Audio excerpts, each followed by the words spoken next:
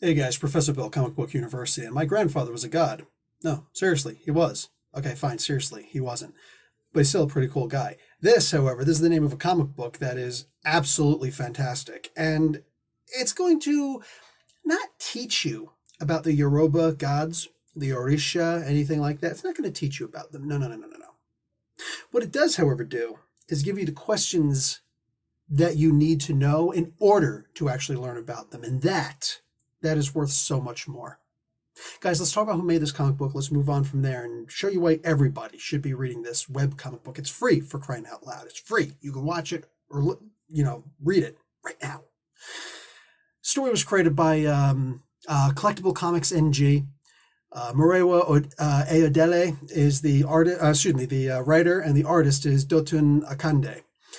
Probably butchering those names, and I apologize. Murewa is like, no, no, no, you did great. Yes, perfect.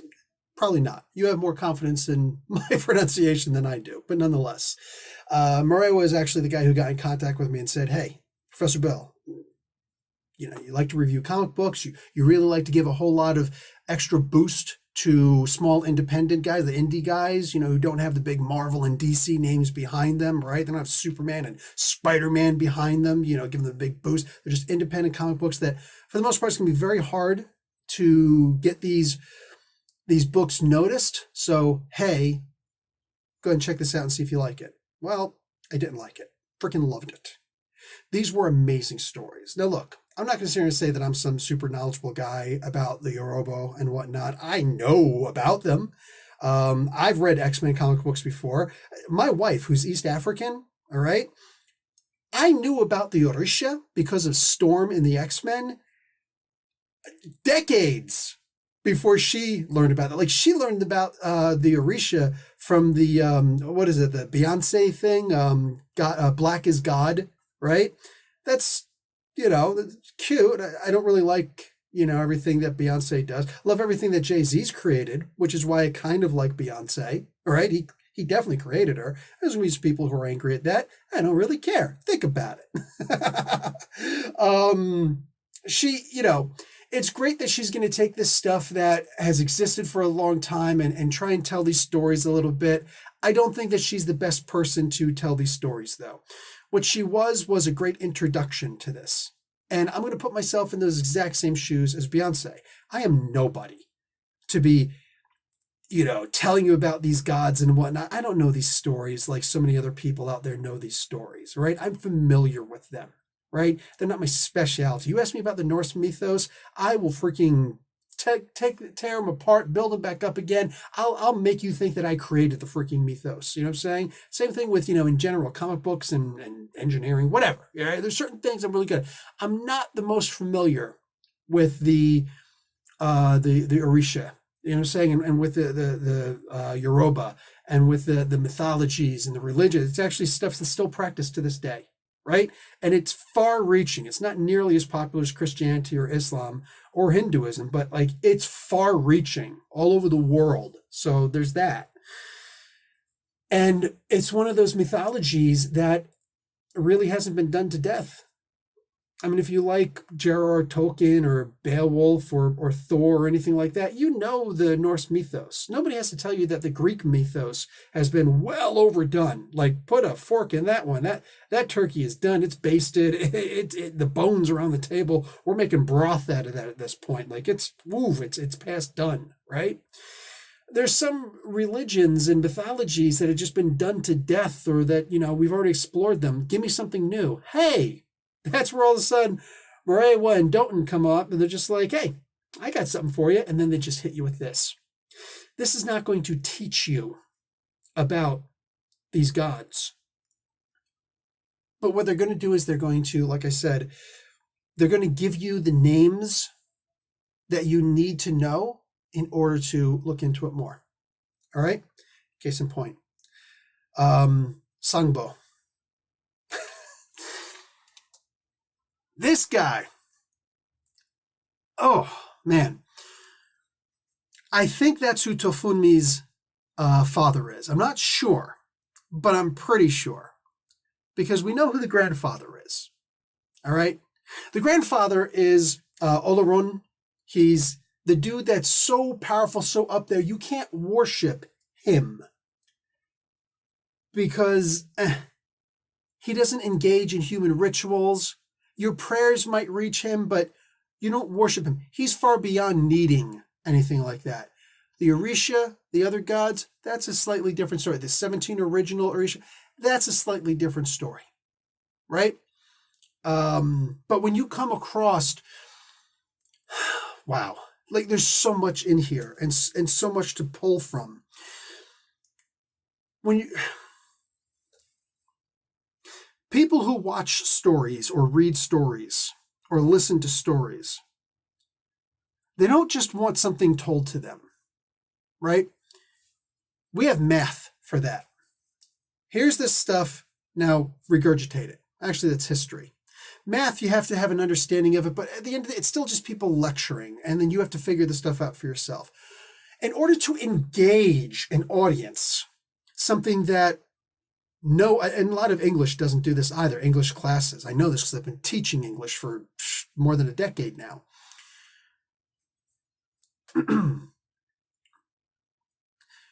When you can engage your audience and get them to want to, how do you gain interest in something? If I just tell you a story, if I'm just giving you a lecture, you're just like, okay, cool, this will be over at such and such time, whatever you tell me. Maybe I'll tell you something you'd be interested in. You'll jot down a note on your hand, or if you decide to bring paper with you, make a quick note in your phone or whatever. But for the most part, it's just I'm talking at you, not even to you, at you. But if I'm talking to you, I'm engaging. You know that you have to be like, Whoa, hold on. Say that again. Hold on, whoa. Explain this. Hold on, I have a question, right? When you're engaged like that, that's something that just doesn't happen in classrooms a whole lot. Stories are supposed to be that thing, nonfiction, all right? So novels, comic books, movies, television series, they're supposed to be that thing that engage you. That you sit down and you watch, and you're not just, it's not just a biography or something. It's like, okay, do you ever watch something on National Geographic, right? How many times do you remember some of those stories? Big Blue Earth, Big Blue Planet, Big Blue Sea, whatever. Some of those other stories. It's cute seeing the animals running around, great photography, great videos and whatnot. Yeah, it's really cute. What about them do you remember? What animals do you actually remember about, right? But when you're telling a story and actually telling an engaging story, you're making somebody work for what they want. You expose them to something and say, hey, check it out. You're the bull. This is a china shop. But I have the red, thing. I'm the matador. I got the funny hat and the cool shouldered thing and with the tassels. And I've got this red blanket tablecloth thing, right? Come this way. Don't focus on the other stuff. Come this way. So you come through. You're trying to hit that thing, but that guy, ole, right? You jump out the way, and that bull the bull, you turn around, us, the reader, we turn around. It's like, I'm going to get you. And it is going to be so satisfying when I do. But that matador is really damn good. That's that kind of engagement. If he's too good that you can't even get close to him or what, it's like, all right, this is boring, right? And if you get him too soon, it's like, yeah, whatever. But if it's like something that's worth it, you feel like you earned your meal. And that's what we want to do in our stories. One of the reasons why Sherlock Holmes was always so interesting to people for a long time, and that mythos will continue for a long time also, is because you come up with this great story that you could figure out. It's not something where you're just like, I had no way of figuring, like they just sprung this out of nowhere. No. The way the story is told, you could figure it out. Will you? Oh, maybe. There'll be some things that you think, things that you're going to discredit, things that you're going to reinforce, right? When I'm reading this story, nobody's teaching me about the religion of the Yoruba, the religion of Nigeria, the religion of Benin, the religion of these areas. Nobody's teaching me about these things. And I'm talking, Christianity and Islam aside, right? Judaism in many regards aside. I'm talking about the religion, the mythology, of some people want to call it whatever. The religions, the practices therein. this mythos, this world. Nobody's giving me anything. They're giving me just enough to make me say, I need to pop on the internet and I need to start looking up some of these names. There are real places being used, right? If you live in, what is it, a Sobo? Where's my mouse? There we go. Yeah, a Sogbo. If you live in a Sogbo, man, you're going to love this. You're going to love this one. There's this girl, the granddaughter of Olorun. And her name is Tofunmi. Now, when you know a little bit about, and I reinforced this is what I'm talking about, and I reinforced what I knew about it. The 17 original Orisha sent, only one of them was female. They all tried to build the world. They tried to populate the world. 16 of them failed because only one of them was female. The female, however, succeeded. Mother Earth vibes there, right? Like there's beauty in these. Hey, man, the men are the ones who conquered and forged and did all this stuff, but they couldn't create. I love when there's a life lesson, and every mythology is supposed to have, or religion, whatever you want to call it, the modern day religions or future mythologies, right? And modern mythologies are past religions, so whatever. It's all the same to me for the most part. But they're all built on the human experience. If it's just gods that don't have anything to do with us, they're all strange, perplexing geometric shapes and whatnot that collude with each other and they have nothing to do with us, then it doesn't have anything to do with us and it's boring. Nobody cares. But when you put that human element in there, suddenly it's very engaging. And these are the original great American novels, you know, saying long before there was ever an American, right? Or long before there was ever an America. Before it was ever settled, before there were ever indigenous people here, like long before that, there were mythologies all over the world, and they're all amazing. All of them, every single one of them. But being introduced, you know, finding that introduction into them, that's the hard part. Check out this web series. You'll find that.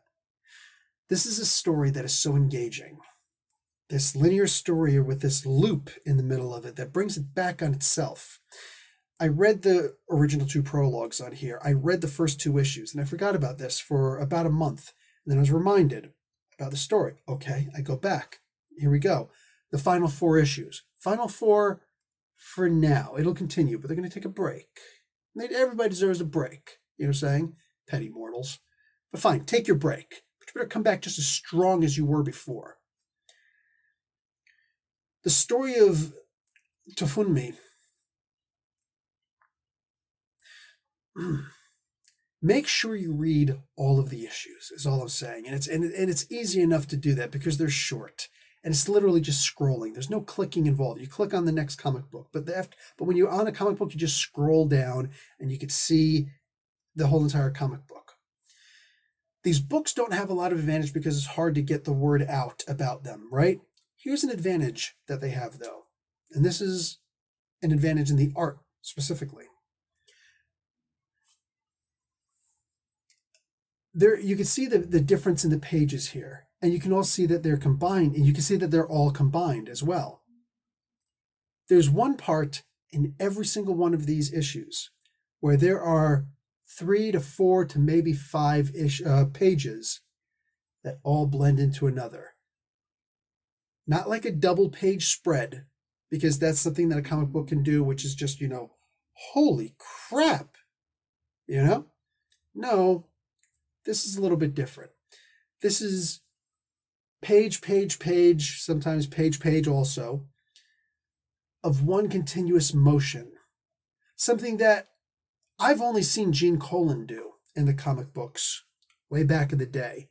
Sometimes with his Dracula books, but mostly with his Daredevil stories. He would just have this continuous motion.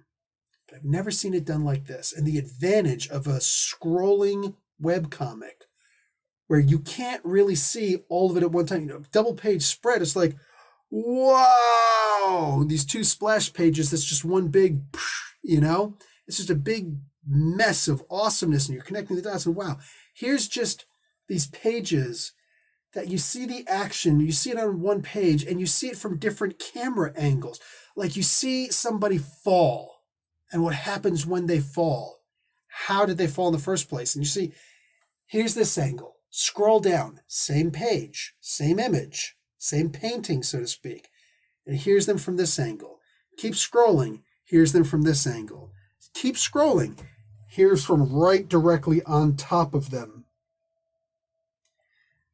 You can't do that in a regular comic book.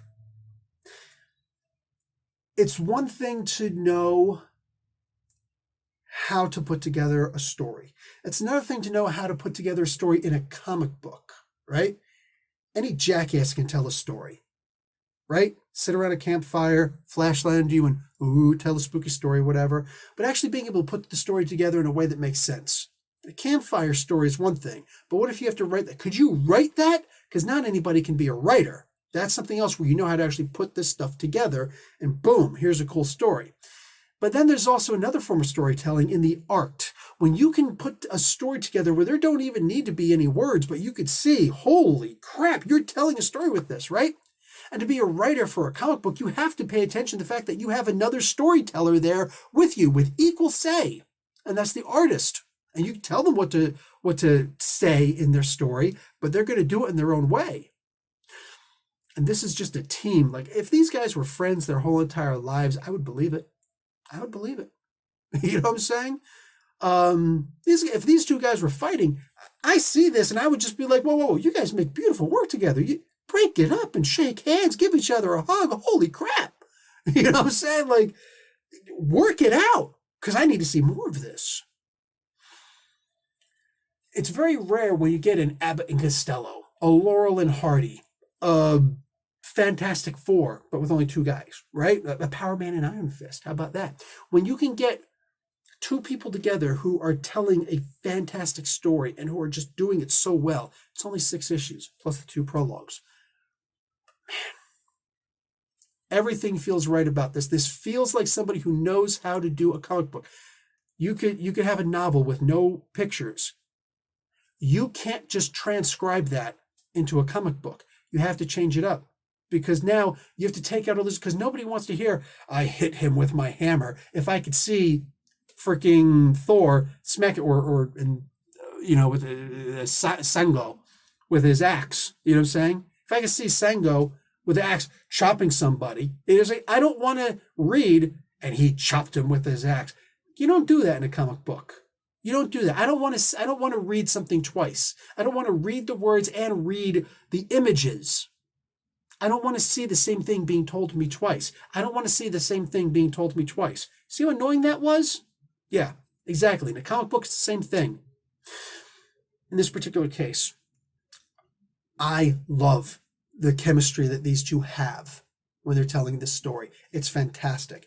It gives you just enough to want more, to need more, that they're taking a break and you're angry at them for it. It's just enough that you see some things, you see some names, and you see some stories being told. You're like, well, I want to know the truth behind this story. I see Thor interacting with Loki all the time in the comic books. Do you know how their story really went in the mythologies? You know what I'm saying? I don't think Bullfinch does any more mythology stories, but there are plenty of other people who do. You can look these stories up at the library or a freaking bookstore or just whatever. Go through the internet, YouTube if you need to. You can find these stories, the original Norse stories. And reading this kind of a book makes me want to go and look up these stories also. This was done so expertly. Like I said, if you told me that this was actually Stan Lee and Jack Kirby, right? Maybe that's too much praise. It's probably too much praise. But if you were to tell me this is the reincarnated young versions of Stan Lee and Jack Kirby, I would at least give it some credence. All right? This is put together way too damn well. Way too well. And for there to not be a colorist in here, I really like the hues.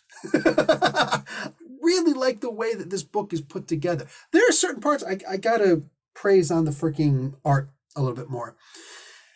There are parts in the comic book and in some of these stories where there's actual dot matrix being done, but by hand. Which I look at, I'm like, holy crap, this reminds me of like the comics in the 60s and the 70s. When it was just like the 4-color thing where they dot matrixed everything because they didn't have a regular, they didn't have computer generated colors, right? So they had to mix in all these different colors. What the original yellow, green, blue, and cyan, I think, were the original 4 colors, not to mention black, But I mean, holy crap. I look at this and done on newspaper paper, and this looks like it could have been done on newspaper paper, which just, it gives you that old school feeling.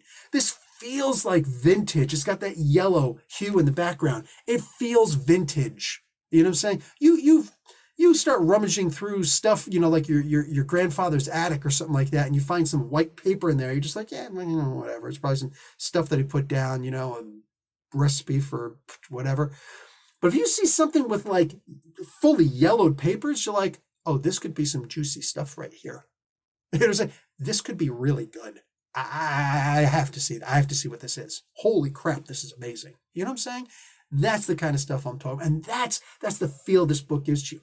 I couldn't give any advice to the making of this comic book, to the future state of this comic book. And honestly, I think that this is the first time that I've seen an independent comic book not written by people who've already been in Marvel and DC and had the benefit of these big time publishers telling you how to do the Hollywood or the streamlined, guaranteed to work method, or the people who've been doing indies for so long that they're just, they've got a huge following behind them. Like people who I've never heard of before, who just boom, come out with this.